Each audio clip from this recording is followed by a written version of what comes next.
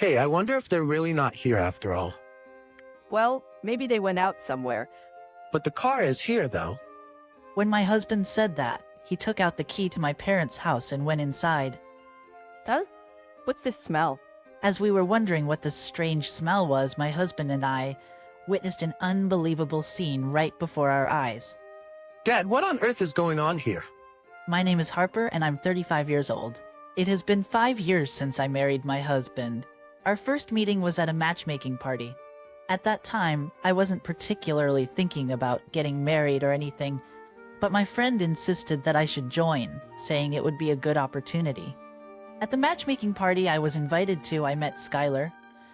Skylar and the other men, including him, were all elite businessmen working for the same foreign company. So it seems like my friend was determined to make the matchmaking party a success. To be honest, I thought I would be content as long as I worked and had a decent life, so I didn't change my attitude based on someone's profession. But I joined the party along with him. The women attending the party were eagerly trying to obtain something they didn't have, their eyes filled with ambition. As I felt slightly overwhelmed by these carnivorous women, I was approached by a stranger. It seems like you're not enjoying yourself much. Huh? No, that's not true. The food and drinks are delicious. You're at a party, and you're going to tell me what you think of the pub. Ah. Harper, you're funny. Oh, really? How about we go out for a meal together sometime? At that moment I didn't show much enthusiasm, but it seemed like I stood out to him and piqued his interest.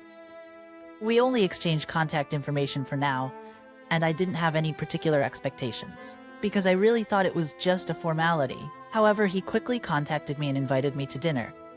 I didn't expect him to approach me so much. Somehow, I decided to go for a meal with him just to give it a try, but it turned out to be more enjoyable than I thought.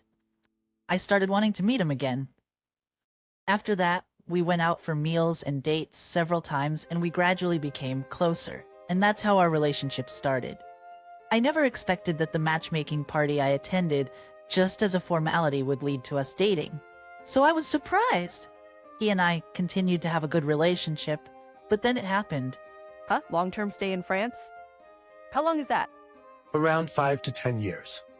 Huh? That long? Yeah, so Harper, would you marry me and come with me? Huh? It was a sudden proposal from him. I was taken aback by how sudden it was. But at that time I was already head over heels for him, so I decided to go with him. Yes. Please take care. Really? Yes. He was overjoyed when I accepted his proposal. He was going to be assigned as a representative to France in 6 months. Before that, we decided to have a wedding ceremony. We immediately introduced each other to our parents and had a family meeting. My parents were surprised that I would suddenly go abroad for several years, but they respected my decision. At the wedding, we received blessings from many friends and colleagues. I'm glad I was able to invite everyone in America and have a proper ceremony. After that, my husband and I thoroughly enjoyed our time in America. We visited Boston, Hawaii, and Alaska. We also made trips in the country about once a month. In the blink of an eye, the time arrived for us to leave America. Harper, take care, okay? Yeah, please take care too, both of you. If you have time, come visit us. I'll make sure to recommend some great spots to visit. Going on a trip to France sounds nice. Your father and I will have to study French too. My parents and I said our goodbyes, and my husband and I flew out of America. Your family didn't come to the airport? Ah, my dad is really busy with work. And my mom and sister had dinner together at home yesterday. We said our goodbyes, so it's fine. I see. Well, I guess it's expected when it's their own son. And Skylar works for a foreign company, so maybe he doesn't take it as seriously, even with overseas business trips and all. Anyway, my husband and I arrived in France and started our life there. We lived in Lyon, known for its thriving tech industry. You often see businessmen in suits talking about business on their phones with wireless earphones, gesturing and walking by. I entered a cafe and leisurely enjoyed a cup of coffee. I couldn't help but think that prices in France are high. I bought groceries at a huge supermarket and went home to cook, waiting for my husband to return. At first, I felt a bit bored because my husband was the only person I could talk to. During that time, my husband suggested that I try attending a language school. I thought it sounded fun, so I immediately looked up schools. I applied to a promising language school. There were many Americans and people from other countries who came to study abroad. I was able to enjoy cultural exchanges. I became friends with an American girl and we went sightseeing together after school. The classes were very helpful, and I even had house parties with Italians, French people, and others. I had a truly fulfilling time. After graduating from the language school, I gained a decent level of French proficiency. I decided to apply for a part-time job at a cafe near my house. The French owner there was very kind and hired me. They taught me how to make coffee and create latte art with great care.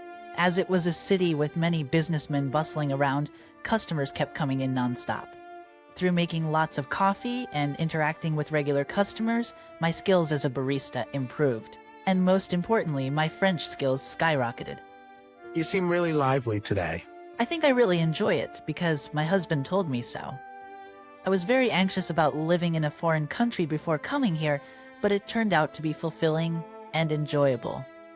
In no time, several years have passed, and I've completely adapted to the French way of life.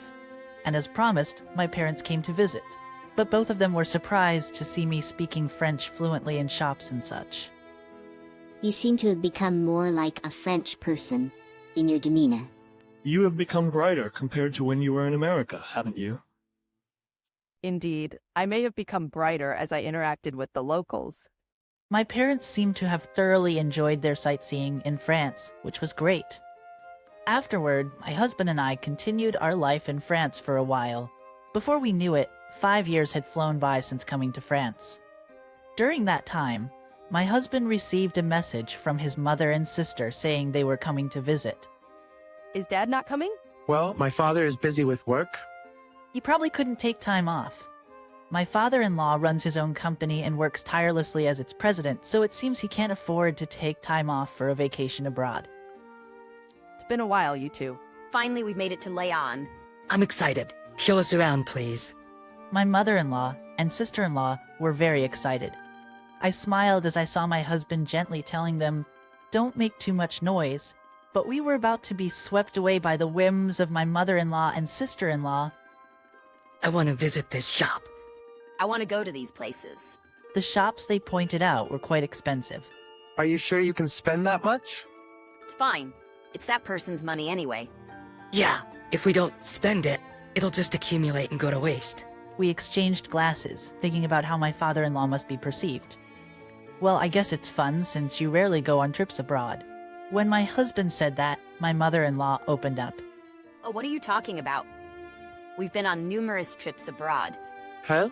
We've been to the Caribbean, the Maldives, Japan, Mexico, Canada, and countless others. We've been to France too, like Paris and Marseille, but this is our first trip to Lyon. We have been to France before, like Paris, but this is our first time in Lyon. My mother-in-law said those things. From the conversation we just had, I don't think my mother-in-law or sister-in-law would have said those things. They must be spending extravagantly on every trip. My husband seemed stunned, seemingly unaware of that fact. My mother-in-law and sister-in-law didn't stay at our house, but booked a luxurious hotel for their entire stay. When it was just my husband and me at home, I couldn't help but feel concerned about their spending habits. I never expected it to be to this extent, I thought, feeling bewildered. They must be splurging without a care, since my father-in-law is a business owner with good earnings. I was grateful that, despite having a mother and sister-in-law like that, my husband had a sensible sense of money. After that, my mother-in-law and sister-in-law stayed for a few more days. Every day they spent money in a surprising manner. They were spending extravagantly like celebrities. Well, that's a matter to be discussed between my father-in-law and mother-in-law, so I didn't particularly interfere. Still, I couldn't help but worry if it's okay to spend so extravagantly. And when my mother-in-law and sister-in-law left, I felt exhausted. It's like when you're with people who think only about themselves. It drains your mental energy. My husband also seemed quite tired. Harper, thank you so much for taking care of me these past few days. Afterward, we returned to our usual daily life. The 5 years of married life in France have been incredibly enjoyable. and my husband's overseas assignment has been extended for another 3 years. We decided to continue our life in France for the foreseeable future. And those 3 years also flew by in no time. I can't wait to experience life in America after 8 years. We've only returned to America 12 times in total, despite everything. The last time we went back was about 4 years ago, and now everything must be completely different. We concluded our long overseas assignment and returned to our home country. When we arrived in New York, we could immediately feel the familiar atmosphere and scent of America. After staying in a hotel, we immediately began searching for an apartment near my husband's workplace. We visited several properties with the intention of renting a place close to his office. We found a promising apartment and signed the contract. Then we went to visit each other's families to share the news of our return. First, we went to my parents' house. My parents were overjoyed to see me again after such a long time. However, as time passes, parents also age, so we should cherish every moment we have with them. Well, I'm almost 70 years old now. We're enjoying a leisurely life as a couple. That's great, as long as you're in good health. We shared stories and had a great time talking about our experiences in France. We ordered delicious pizza delivery and enjoyed a drink, creating a fun time together. As it was already late, we decided to stay overnight at my parents' house. A few days later, my husband and I visited my in-laws' house. But when my husband tried calling them, there was no answer.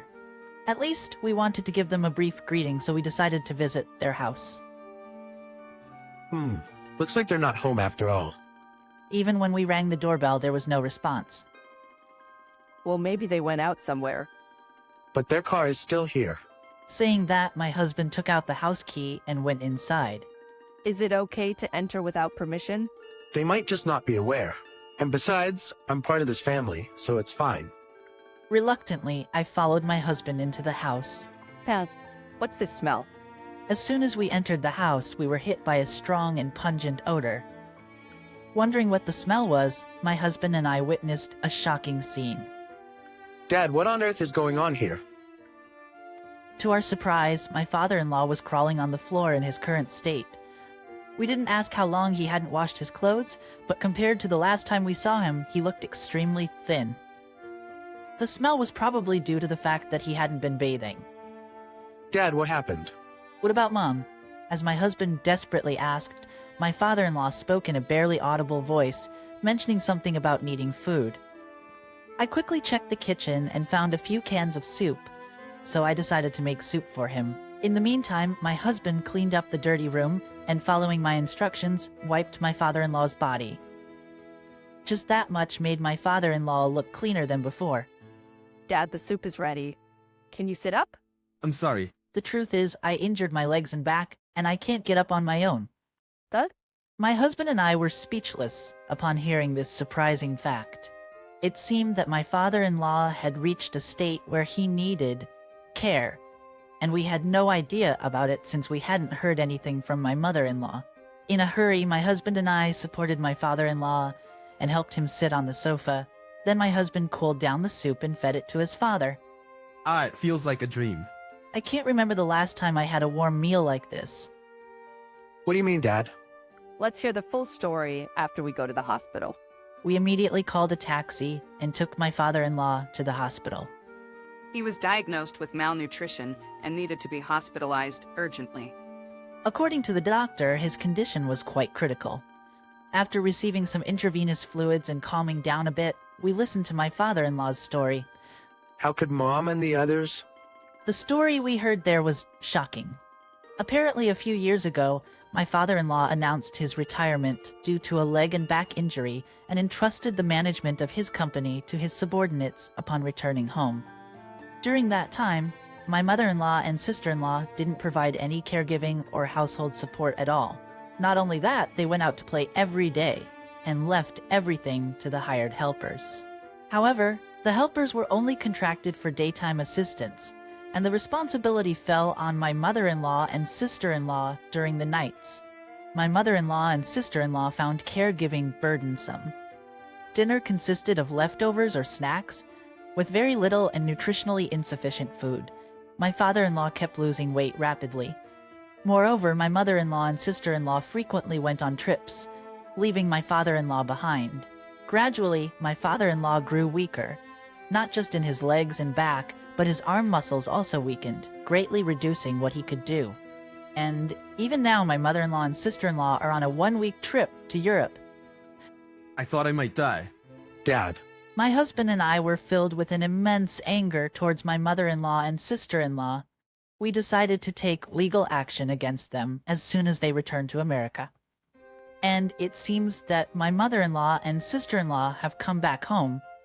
My husband and I immediately visited the family home. Oh, it's been a while since I heard those footsteps. So you've come back to America? Mom, aren't you concerned about Dad? Huh? Oh, now that you mention it, he's not home.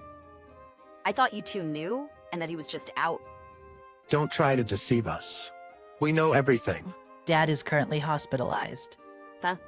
Don't act innocent. Leaving a father who needs care and being absent from home for a whole week. What were you thinking? When my husband confronted them like that, my mother-in-law and sister-in-law seemed to resign themselves. Wow, did you guys know all of that? Skylar, you should have just asked everything without beating around the bush.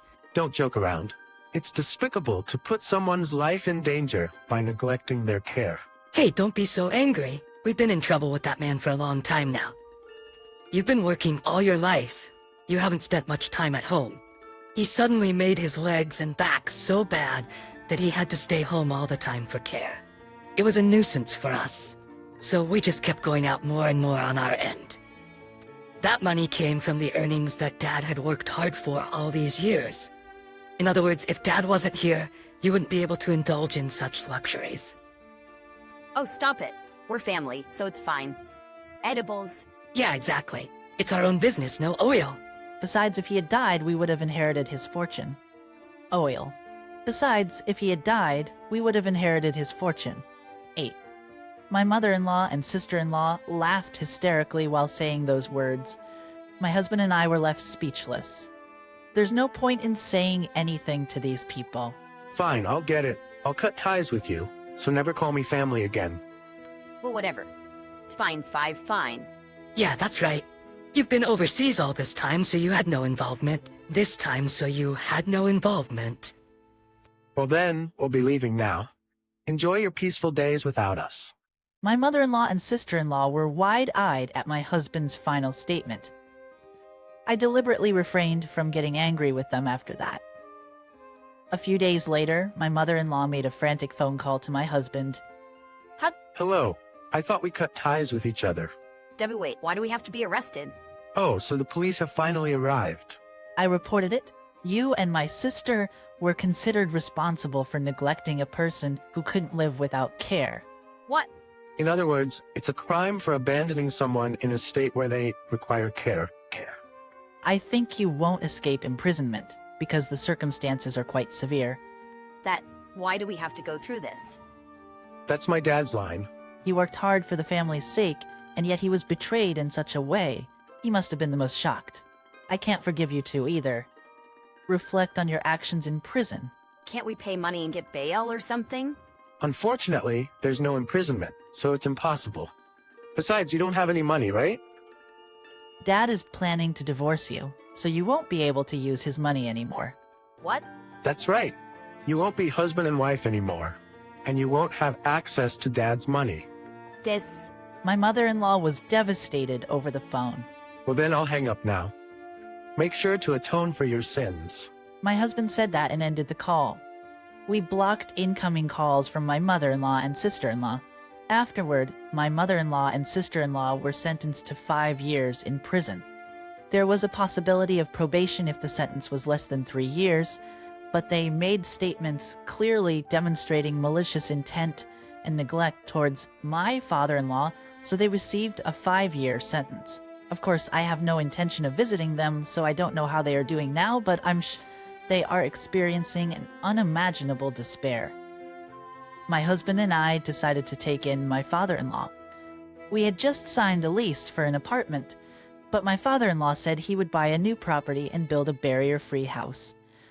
So we decided to build a spacious house and live together with the three of us.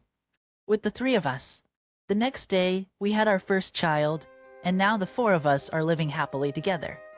If we had arrived a little later, my father-in-law might have passed away. When I think about that, I can't help but feel that my mother-in-law and sister-in-law should have faced even harsher consequences. I am truly relieved that my father-in-law is safe. From now on, I hope you, the viewers, will create many happy and joyful moments with your family. Thank you for watching until the end. If you enjoyed it, please consider subscribing to the channel. Thank you in advance, and let's meet again in the next video.